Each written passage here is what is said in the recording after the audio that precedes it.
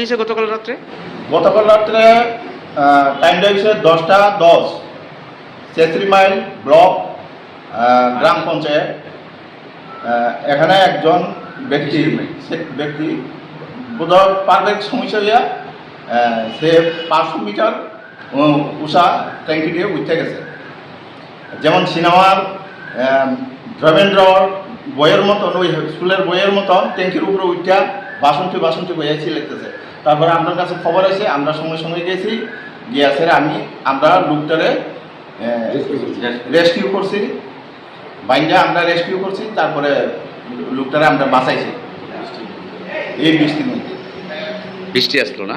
হ্যাঁ, বৃষ্টি আসলো, পেনে বৃষ্টি আসলো, বৃষ্টির মধ্যে আমরা বাঁচাইছি। আপনারা কোন ফায়ার সার্ভিস? আমরা বিশ্রামবন্ধ ফায়ার সার্ভিস। আপনার এখন চার্জে আছেন আপনি? ওখানে বর্তমানে আমি কয়েকদিনের লেগে চার্জে আছি। আপনার নাম? আমার নাম দিলীপ দেববর্মা।